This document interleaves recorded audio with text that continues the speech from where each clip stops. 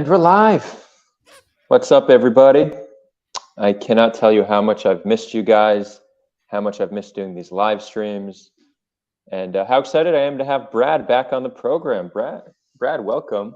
Thank you. I've missed your content too. I really, I know that you're doing great work here being in the States, but I do miss all the great content. So glad we could be doing this. Yeah, it's for those who aren't familiar, I haven't been so active lately just because I recently started a company called Grateful Giraffes. We're building a community of conscious leaders, bringing these leaders together for powerful group experiences. There's a lot more to it, but that's very high level what we're doing. So it's consuming all of my time. I moved out to LA a few months ago. I'll probably spend most of the next year in LA. I will be moving around from city to city, but LA will be my primary location. It's been the hardest parts about building this company, aside from just the fact that building a company is extremely difficult, right? And there's an irony to it, right? We're building a wellness company, but building a company takes a toll on your well-being. So yeah, it's quite ironic. But really, the hardest part for me has been not being able to focus as much on this content and connecting between people, and also just being away from Israel. My family's there, my community's there, so it hasn't been the easiest. But there's a greater mission in line, and I'm motivated and dedicated. So, I'm going to be here for who knows how long. Adar, do you see a direct link between what you're doing with Grateful Giraffes and the Sulha work that you've been doing? Yeah, that's a great question, and there is a general theme, and this general theme actually goes beyond Sulha. So, after my time in the IDF, my next job was a club promoter. Right, I did club promotion in Tel Aviv for many years. I managed teams of promoters and put on events. And what does that and Sulha and Grateful Giraffes all have in common? They all involve bringing people together, right? So the theme is bringing people together. I used to bring people together to get drunk. There's definitely better forms of group activities. Then I got involved in bringing people together for conversations and debates, definitely more elevated. And now bringing people together for powerful group experiences, whether it's dinners, retreats, hikes, parties. What makes these special is the modalities, the experiences we bring to these different gatherings. So it could be a gratitude prompt, it could be breath work, it could be plant medicine, which maybe we'll get into today. It's really the sky's the limit in terms of different modalities that impact one's well-being and that expand one's knowledge and that foster human connection. And if there's any place in the world that proves how endless these different modalities are, it's LA, because everyone here is doing something. I'm not gonna lie, okay? Every other person is like does sound healing or sound baths. It's like this is the new thing these days. Everyone's a sound healer. Cool, great, love it. I'm learning a lot. I even started doing my own meditations. So it's this new line of work has really pushed me to explore new avenues of facilitation, right? I'm quite experienced facilitating conversations, and now I'm getting better at facilitating wellness experiences, whether it's meditation or an ecstatic dance. So it's been great. When you're put in a pressure cooker, you grow and learn very fast. So that's how I feel it's been. I see we have a shout out from Yoav. Yoav goes, "Hey, they're good to see you back on." Yoav, good to see you here. Whoever's watching, chat. Let us know in chat where you're viewing from. Yeah. So first of all, Brad, you just published a book. Okay, everyone, this is Brad's book. I've always wanted to be. How whenever like a news anchor or like a late night show, they're interviewing somebody and they have the book. I've always wanted to be that guy. There you are. So thank you, Brad, for allowing me to finally achieve a life mission of holding the book to the camera and presenting the author. So this is the practical guide for healing developmental trauma. Now, I admittedly have not read it yet. It's a thick baby. It's like a Harry Potter book in its thickness. But I'm sure it's filled with a lot of gems, and I will get to reading it at some point. But it's what really impressed me was on the top. There's a quote, a review by. I'll read the review first. Is a thorough guide to a modality of therapy far deeper than the prevailing cognitive and behavioral treatments. This was by Gabor Mate, MD, and author of When the Body Says No. For those who don't know, Gabor Mate is maybe the number one leading figure in the world on trauma. He's a Holocaust survivor who's very young when the Holocaust happened, but he's a survivor. He grew up with traumatized parents, and he's dedicated his life towards trauma. Let's just start with that. How'd you get Gabor Mate to review the book? That's a big achievement. Yeah, well, I mean, you know, the field is actually quite small still. What we call the trauma informed movement, and so, you know, my partner Larry, Dr. Lawrence Heller, who I co-wrote the book with, he's been in this field since the early 70s, and I met Larry in 2000 in a somatic experiencing training. I'm not sure if you're familiar with Peter Levine's work of somatic experiencing, but we both trained with Peter Levine. And so, you know, they're all contemporaries. So Peter Levine and Dr. Lawrence Heller and Dr. Gabor Mate and Bessel van der Kolk and some of these big names in the field, they've been working together for a long time. And he has been on our podcast. We have a called the Transforming Trauma podcast, and our work is very aligned. One of the things that's always important for me is, you know, part of like the whole commercialized world we live in. It's like everyone wants to compete against each other with all these different models and stuff. And for me, it's been really important to collaborate with other people. And so we reached out to people that have work that overlaps a lot with ours, and some people are interested in being in a relationship and collaborating, and some people aren't. And he's been consistently willing and open to collaborating. Yeah. I mean, so we could talk about this more offline, but I will ask you for an introduction if possible. You know, I'd love to have him on this program to talk to him about not only trauma, but I know he has strong views on the Israel-Palestine conflict. So I think it could be a very interesting conversation. Yep. I noticed you plant medicine, which I think we'll probably get to this at some point, but he also is a big proponent of plant medicine for healing trauma. Oh, is that right? So I didn't even know that. Cool. I noticed you called him Gabor Mate. I refer to him as Gabor Mate. Different inflection. Is that he's Canadian, so maybe Quebec? Is he French Canadian? In that case, your pronunciation seems accurate. I just want to know how he should be referred to. I've never met him personally, so I've only communicated you know, through email. So I'm not the best person to ask, actually, but I'm sure. Okay, fine. when I get him on the program with your gracious help, I'll ask him what the pronunciation is. I will say one thing that was super I don't know what the word is, inspiring or moving or touching, was, you know, because I've been in this field now over 20 years, and the trauma field has been, even though now the word trauma is everywhere, it's been bad. It hasn't been widely accepted. Let's just say that. It's been a fight to get trauma and trauma understanding into psychology more accepted. And to see him on the Joe Rogan podcast recently, about a month or two ago, was amazing. And just to hear him have these shout outs to people that are in this field that have just been doing this huge task of bringing this work around trauma, and specifically around healing around trauma that includes the body, which has always been something that psychology has been struggling with, about how to actually include the body, how to include the soul. So hearing him talk on this podcast that 15 million people listen to and stuff was just, it felt like a very big moment for us in this trauma field. So that just happened recently. Cool.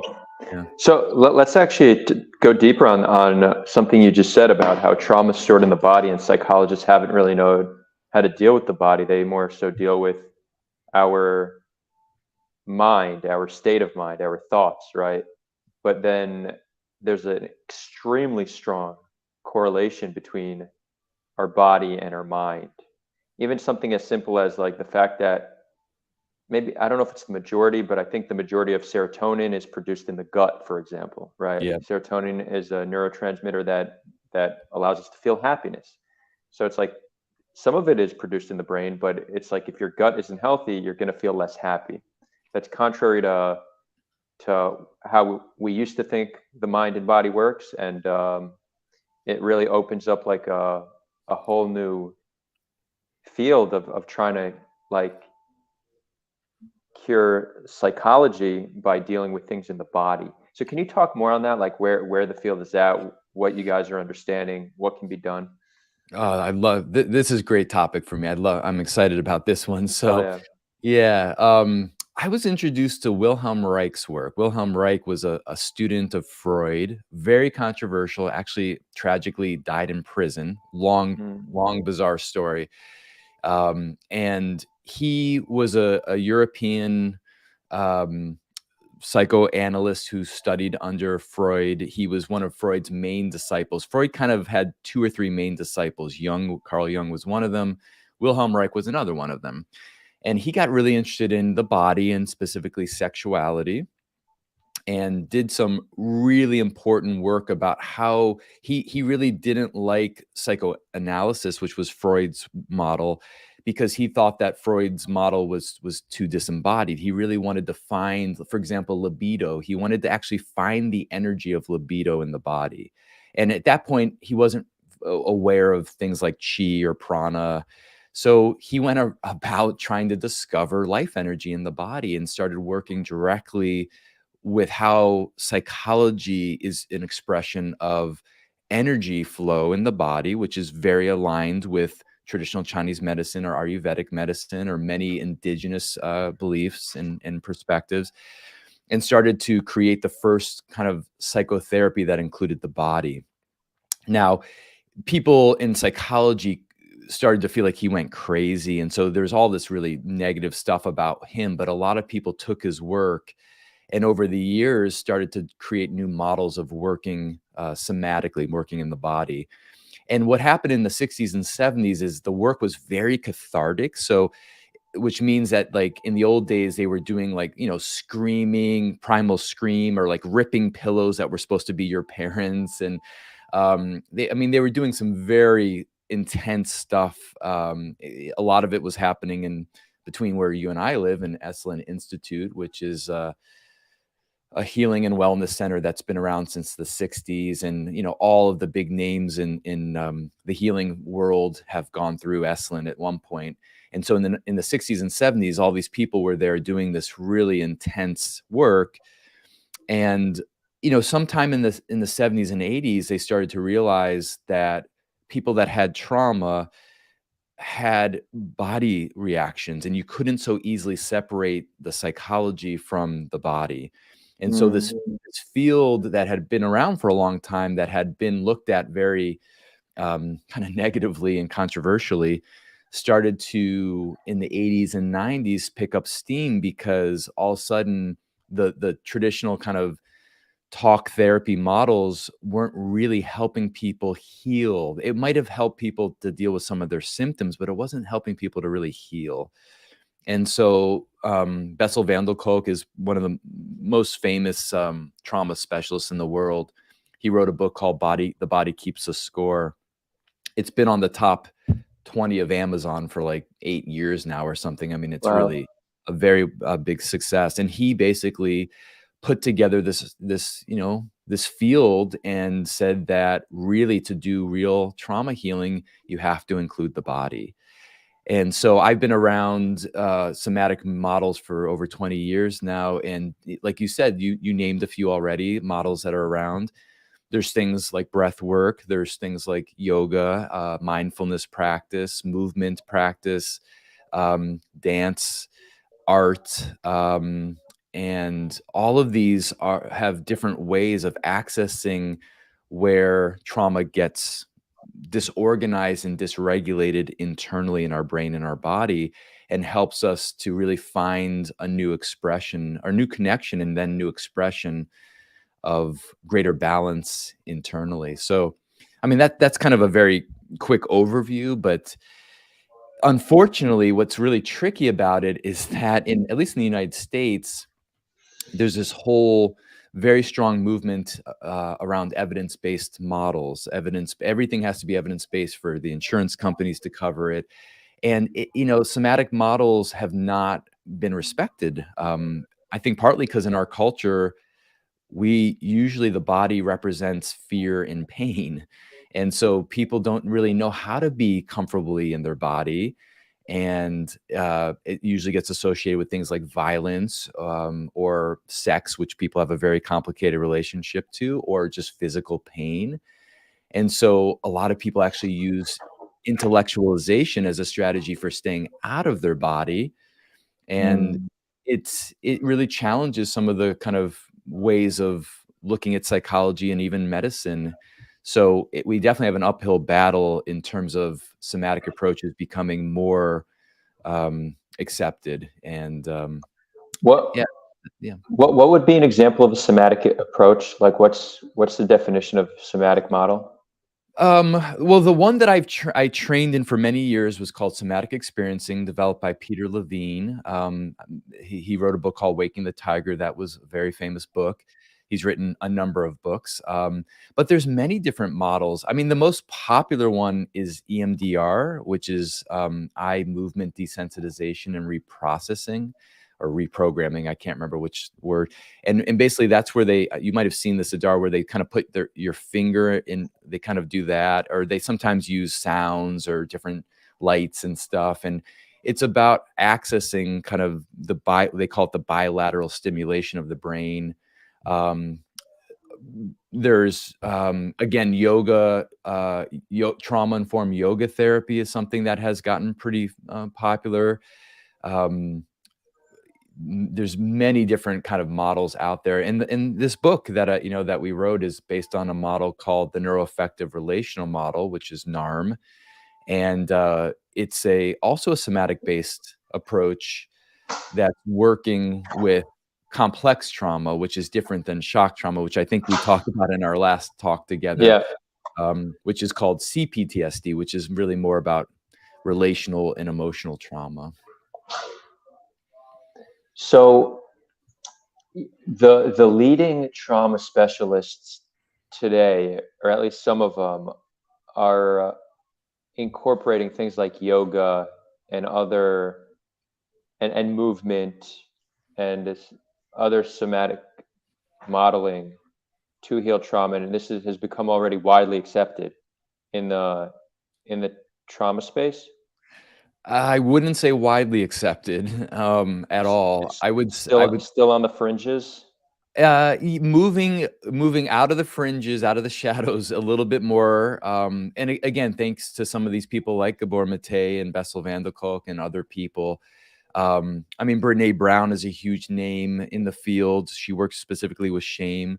And I mean, she's not traditionally somatic based, but people like this that are getting, I mean, she has a Netflix show and stuff. I mean, people that are getting platformed in this large way are really helping us to kind of broaden what traditionally psychology over the last 20 or 30 years has been very driven by cognitive behavioral models. And those models focus specifically on cognitions and behaviors, which are super important. But what we do in a model like NARM, a more somatic oriented models, we focus on what's driving the behaviors or driving the cognitions and not just on the symptoms themselves. So if a client comes in and has a certain symptom, they're having trouble sleeping, or they're having some kind of addiction issues or low self-esteem, it's not that issue is not important. Of course it's important, but we see that there's something underneath that's actually driving the symptom.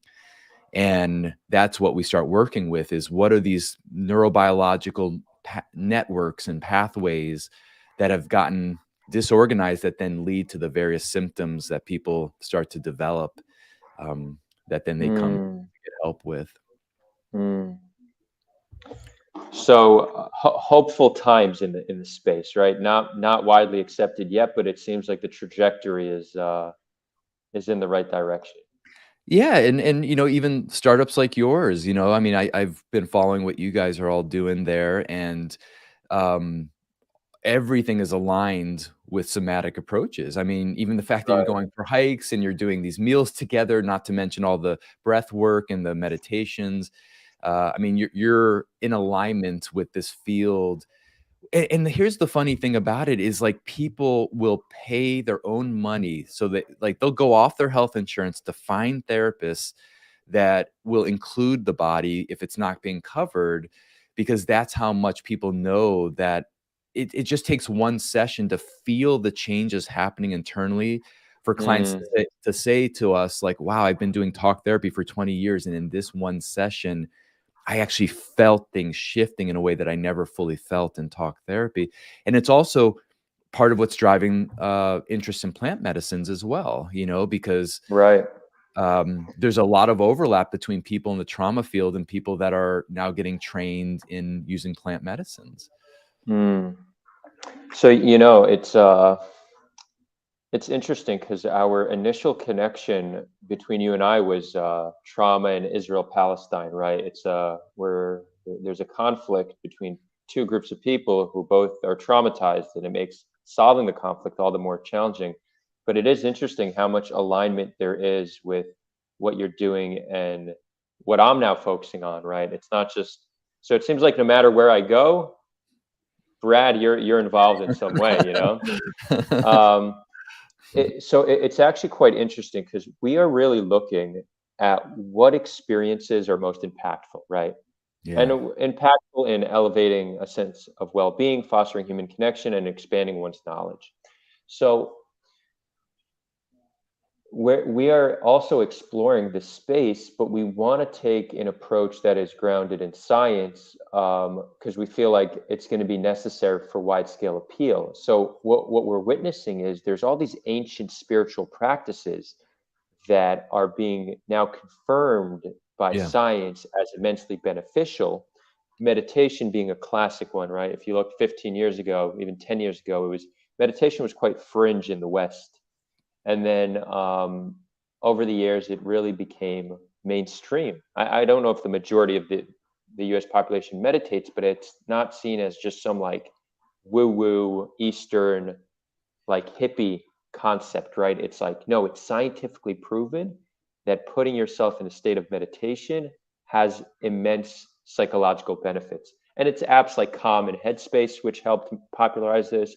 It's people like Sam Harris, who also has been promoting meditation. I'm sure there's many others. So we've seen it happen with meditation. We've seen it happen with yoga. It seems like the modalities that is now on the up and up is actually gratitude. That's our primary focus, but we are touching on these other ones. And I mean, the data behind gratitude and how that elevates well-being is wild. So they've done studies on different gratitude practices, and the one that they see to be the most impactful is actually pro-social gratitude, which is the expression of appreciation for another person. Yeah. And what the study has shown, when somebody expresses gratitude to somebody else, both the giver and receiver of gratitude receive immense psychological benefits. But it doesn't end there. Pro-social gratitude is so powerful that if somebody were to witness that expression of appreciation, they weren't involved, they were just witnessing it, they too would receive psychological benefits greater than that of somebody doing a gratitude journal. Uh-huh. So check this out. This is in no way against gratitude journaling. I think gratitude journaling is also immensely impactful, but the study shows that witnessing, viewing two people express appreciation to one another has a greater psychological benefit than you sitting alone doing a gratitude journal. And so that's fascinating. And what are these psychological benefits? You might know this, but this is more so for the audience. We see that it creates an immediate release of serotonin and dopamine, which Hmm. are neurotransmitters related to happiness, sense of well-being, motivation, and drive. We see a decrease in cortisol levels, which is a hormone related to stress. And then we see long-term side effects or long-term benefits, such as the strengthening of social bonds and a greater sense of meaning, right? All from the expression of appreciation. So, I mean, religions and cultures have been talking about gratitude for thousands of years, but now it's been scientifically proven. So this is really what we're into, right? What are the ancient spiritual practices that today we have proof that they're impactful, and we want to bring that to our community in a science-oriented way. And maybe it doesn't need to be necessarily an old practice. Out here in LA, we're seeing that there's these devices that you strap yourself into and they vibrate and they're meant to achieve some state of mind. So, I mean, we're in the cutting edge right now of what's going on, not only in terms of research, but in terms of innovation.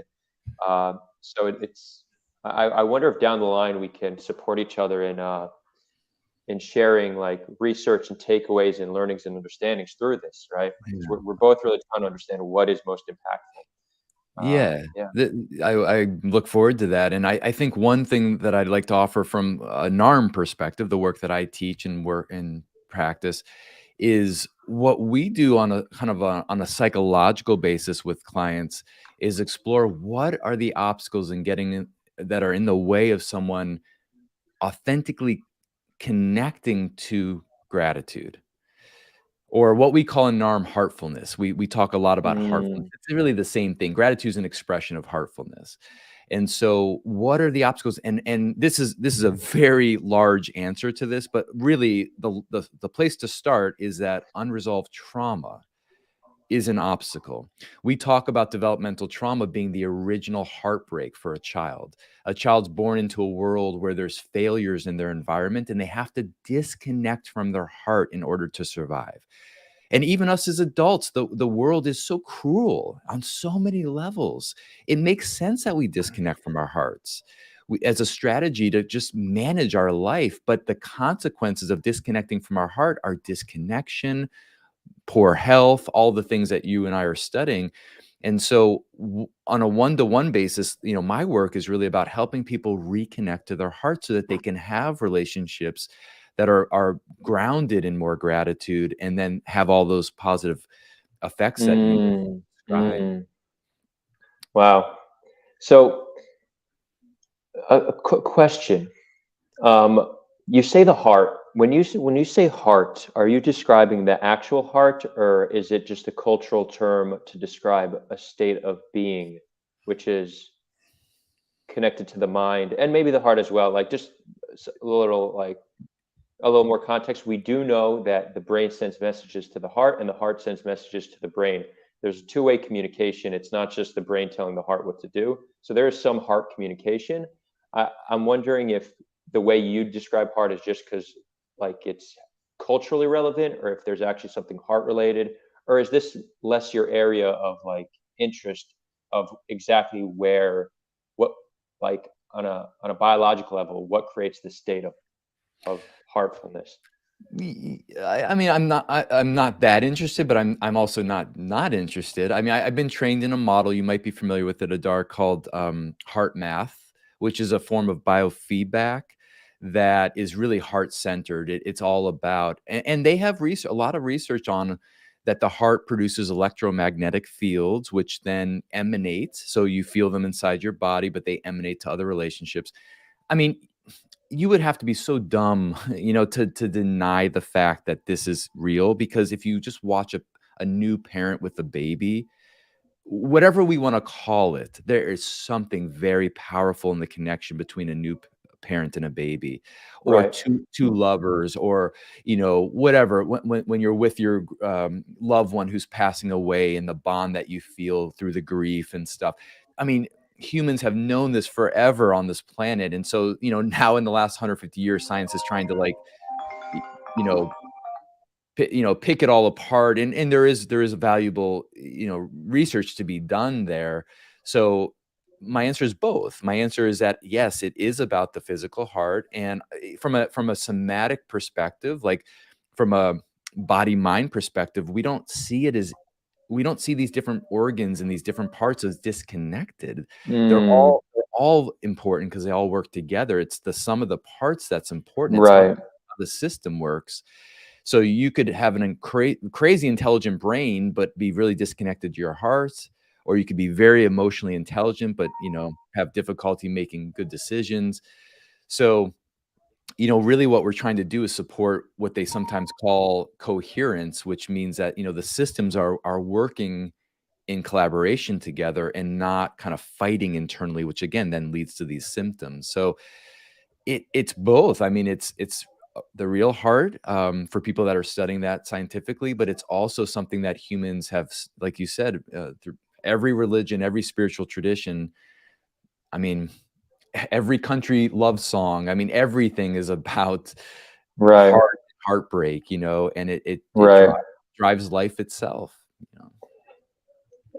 Okay, yeah, and it seems like heart is one of those things that is probably going to fall in line with things like yoga and meditation in terms of something that ancient cultures have described and modern day science has proven that the heart is not just a pump of blood, but it also has other functions, which we are already starting to understand. And from what I understood, you actually have neurons in your heart, right? They're not just in your brain, you have neurons in your heart and in your gut, which shows a form of gut and heart intelligence. So it's fascinating. Exactly. And I guess at the end of the day, for you, it doesn't, like, correct me if I'm mistaken, but you just need ways to describe certain states. The exact biological mechanism that's happening is less of importance. It's just there's a state of what do you call it? Heartfulness? Is that Yeah, heartfulness. Mhm.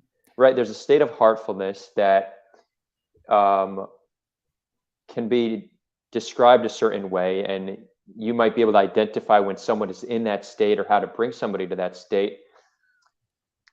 But then if you look behind the veil, there's like just a mix of different biochemical reactions going on, whether in the brain or the heart, what that is. That doesn't matter as much to you, right? Like that's less relevant for you. It's just being able to describe a state and achieving that state in people. Yeah, yeah. When I was younger, earlier in my career, it was very important for me to learn all the neurobiology and all the science of it. And, you know, I think part of it was coming out of my insecurities about being a somatic oriented therapist because it was so fringe that I felt like Mm, I needed validation. Like I wanted to feel like if I went into Harvard or Stanford medical school, I would have some language to be able to talk to those people about like that. And some of it makes sense because I do want to be able to talk to people about it, but some of it was also driven from insecurity. And so now that I've been doing this work so long, no one can take away the real experiences that I've had over and over again with humans.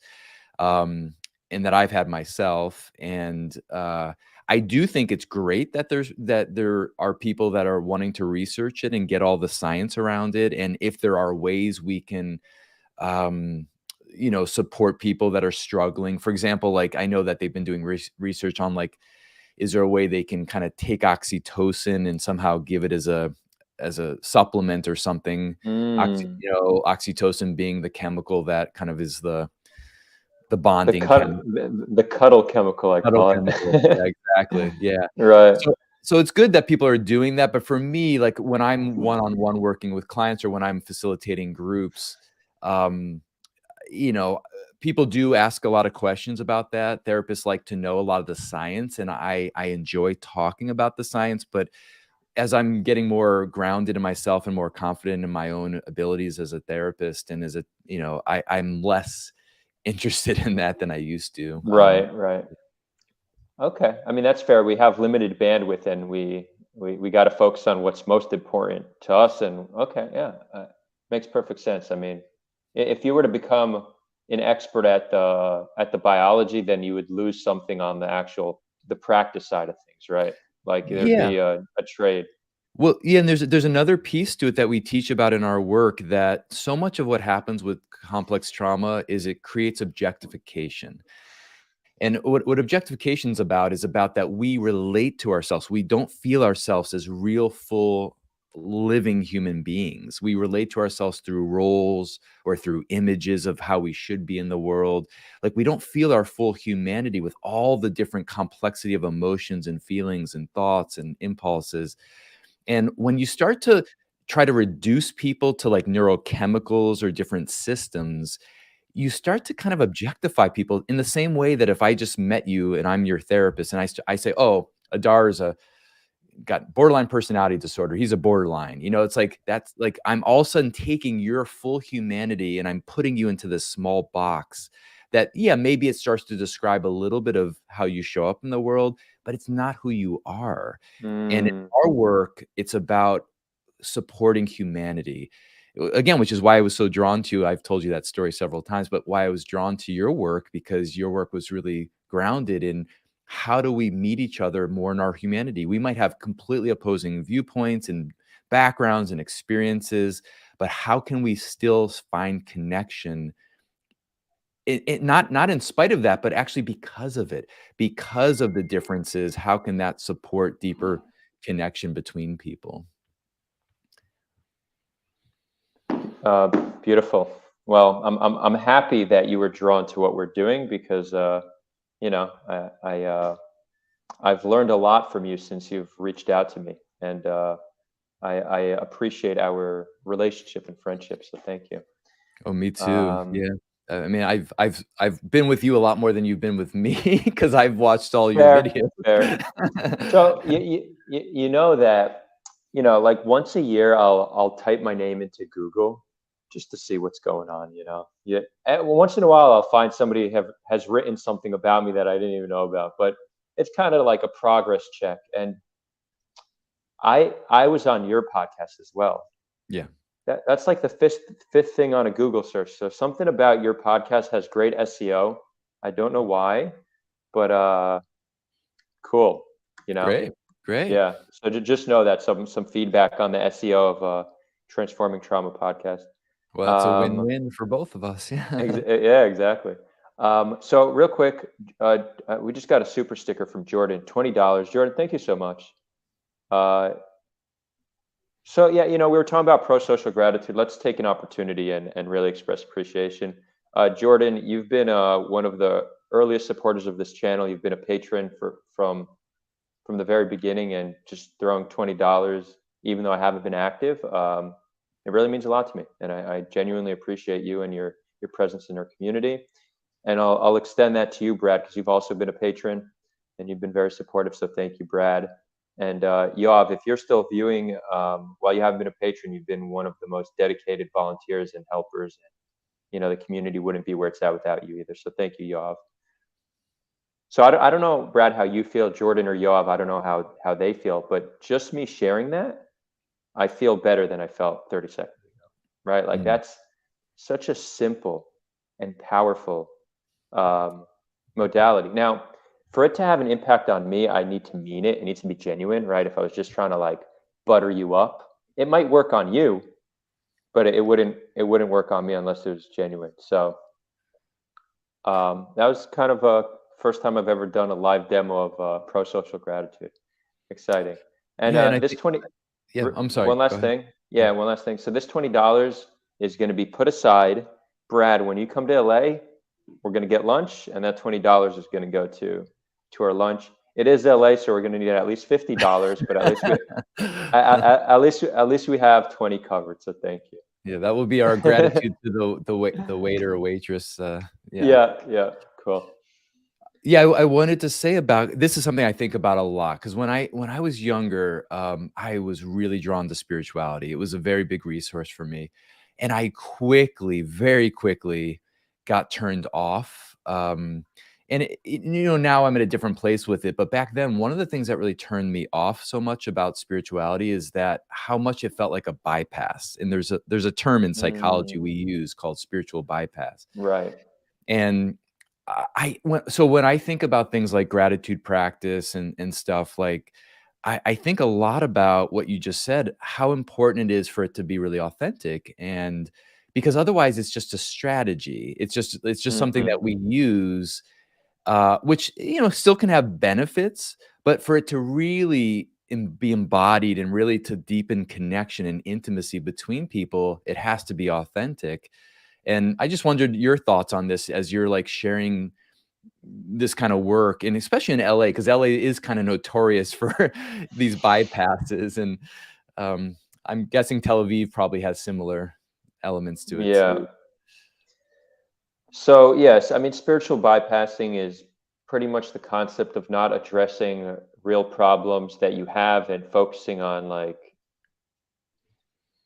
a practice or your spirituality, right? Like not doing the real work to fix what's within because you feel you're all right because you meditate every day, right? Would you Yeah. say that's a fair way to describe it? Exactly. Yeah.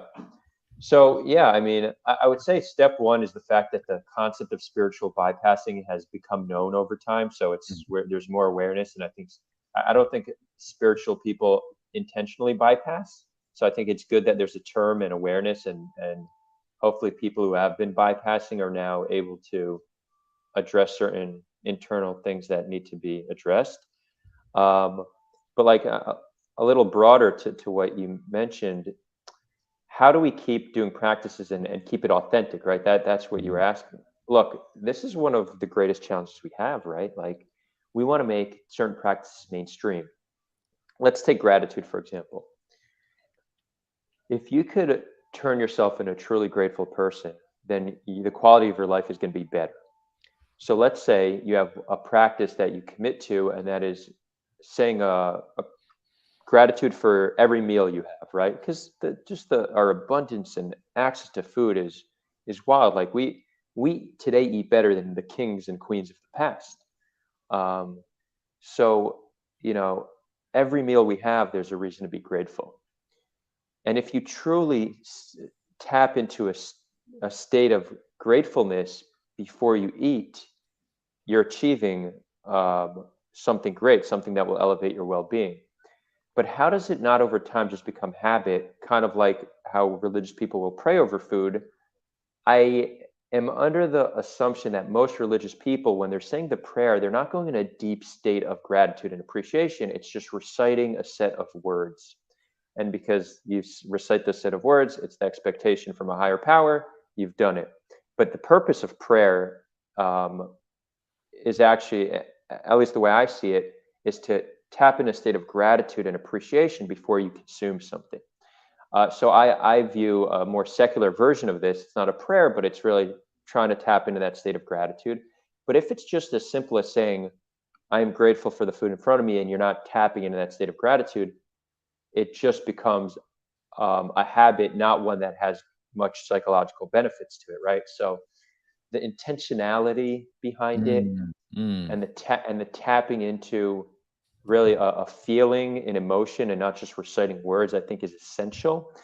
And I don't think I have the full solution for how we achieve this at scale, but what I would say is it's better to not express gratitude over every meal if it's just going to become like a second thought, and do it maybe once a day or even once a week if you can make it truly intentional, right? So there's a similar concept in exercise. You're better doing one push-up correctly than 10 incorrectly. Mhm, mhm. So it's better to just practice gratitude less and have it be true every time than just doing it out of habit. That's at least where I'm at in this thought process now, but it's something that we think about and are exploring. And it's a challenge, yeah.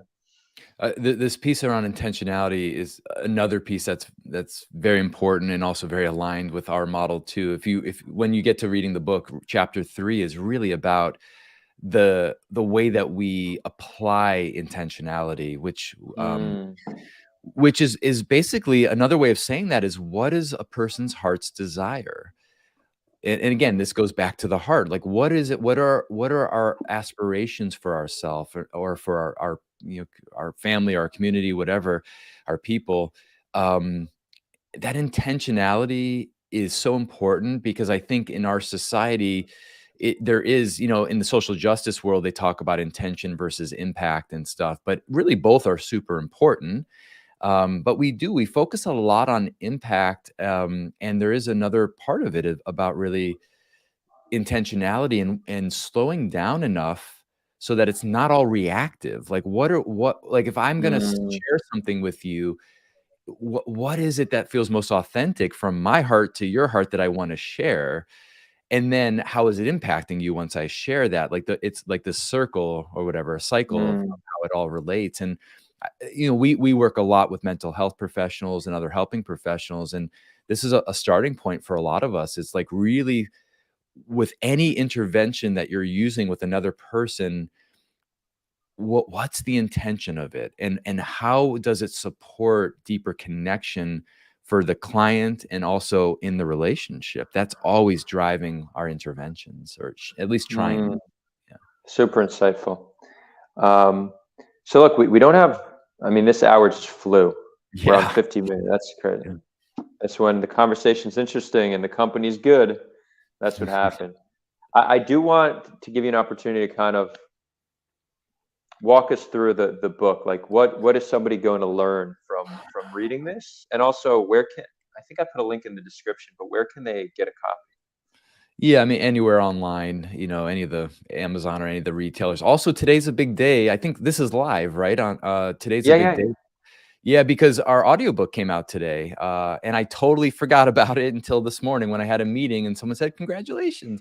So yeah, you can get it on Audible or wherever people get on books. And Larry and myself are the authors, myself and my partner. We did the audiobook. I did the first half of it. He did the second half. So you'll hear our voices. That was a really cool experience to be in the studio. And it was harder than I thought, actually, but it was fun. So yeah, I mean, the book is really written for helping professionals, but we wrote it in a way that anyone that's interested in healing or wellness is going to find a lot valuable out of it. So I think my editor said that there's 37 different exercises in the book. So there's a lot of exercises that people can do for themselves to integrate it, to embody it, or to reflect on it. And then we give a lot of skills. The chapters 3, 4, 5, and 6 are what we call the 4 NARM pillars, the pillars of NARM. Those are our 4 main interventions that we use when we're working with our clients, but people can start to learn about those skills and how they can relate to it themselves.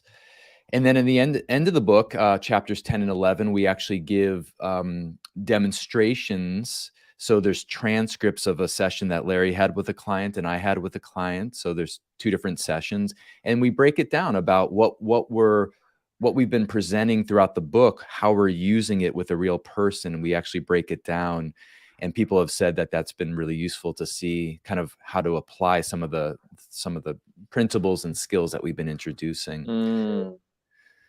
And nice.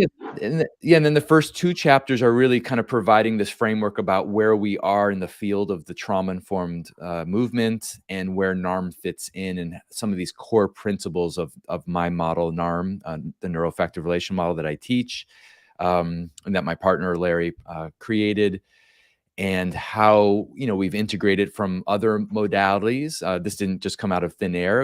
We've integrated this from many other modalities, including a lot of evidence-based and science approaches, but also more Eastern or non-Western or indigenous or native traditions too. We've really integrated a lot of different perspectives and presenting it in a way that hopefully people can use it for themselves or with other people.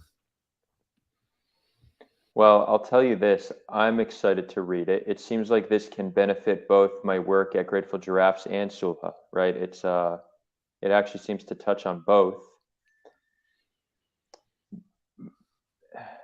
Do you want to maybe share, I might be putting you on the spot, it's a tough question, but what is one thing you think that I can incorporate into the sessions we do here between Israelis and Palestinians that would help the flow of conversation and help people hear one another? It's a great question.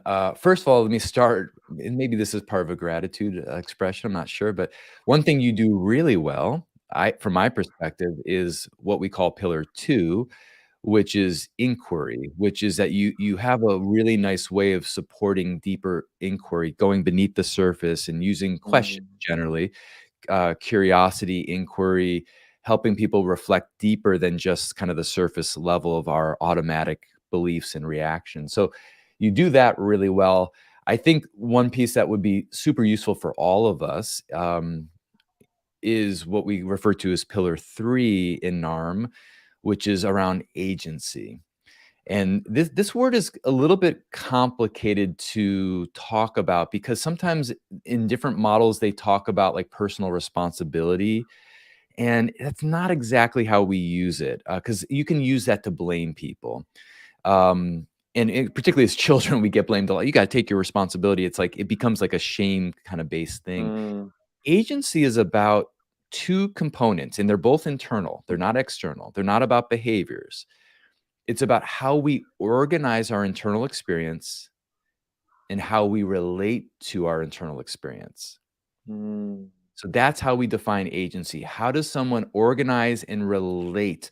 So if someone's organizing themselves as, you know, if I'm organizing myself as a victim to you in this moment, Adar, like I have no power, you have all the power here, then I'm going to be relating to myself and to the situation very differently than if I relate to it through powerfulness or whatever that might be. That's just an example.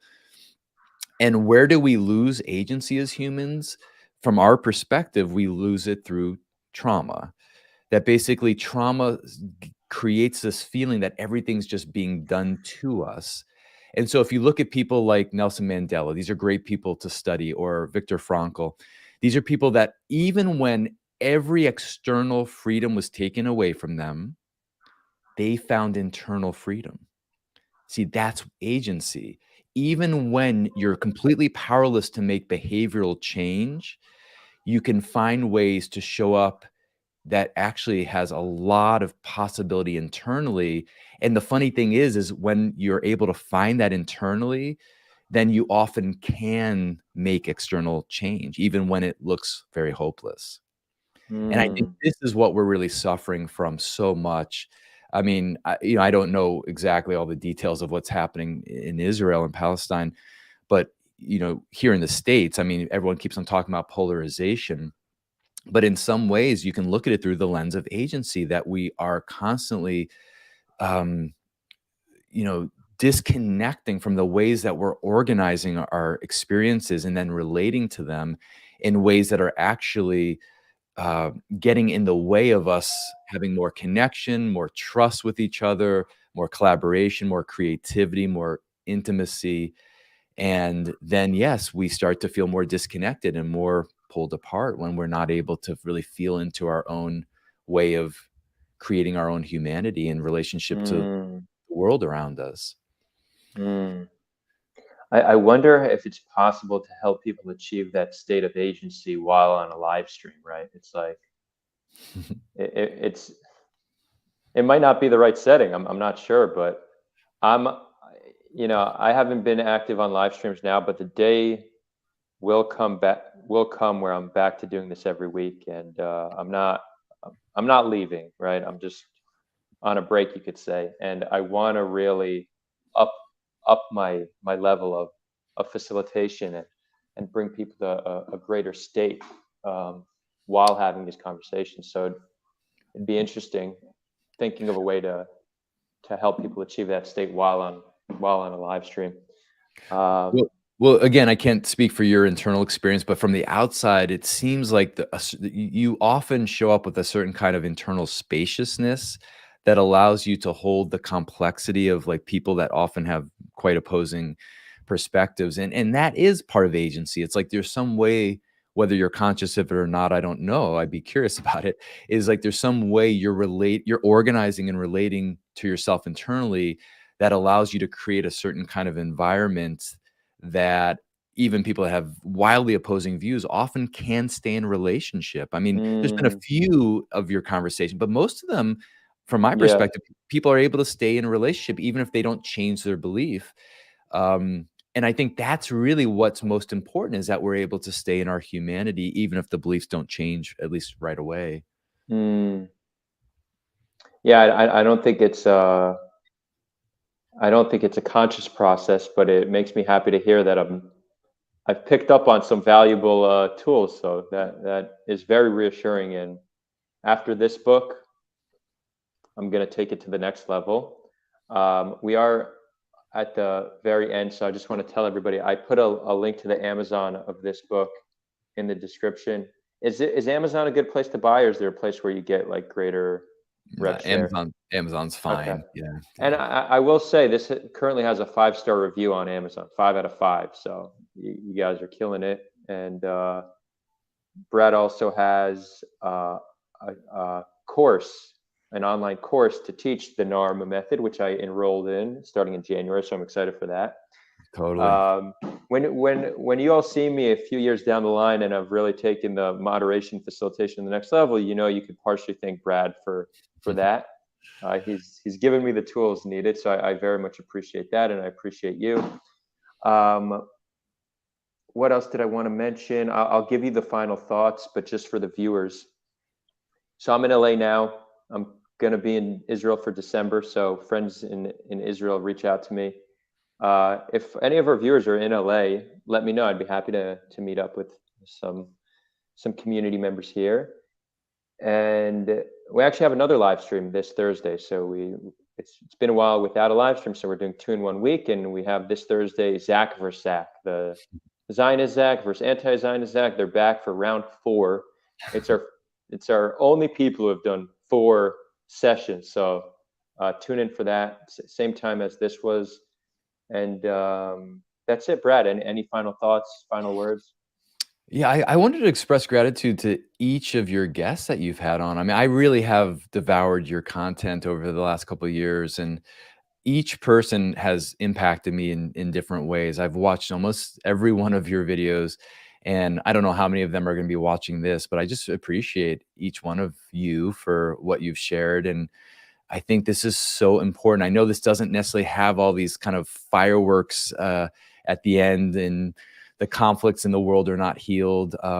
But I think there's something very important, Adar, that you've been facilitating and this community is facilitating. And I'm grateful to be kind of, connected on the periphery of this. And I look forward to all the work that you continue to do in both of these fields that you're working on. So thanks for having me on again. Beautiful. Thank you so much. And I'm sure some of our guests will be viewing this, so they'll hear that. And one last note, Jordan comments, thank you so much. This conversation makes me feel so much better. So this has already had a positive impact. So a beautiful day. Thank you, viewers. I will see you all Thursday. And Brad, thank you so much. Looking forward to the next time we chat. Yeah, I look forward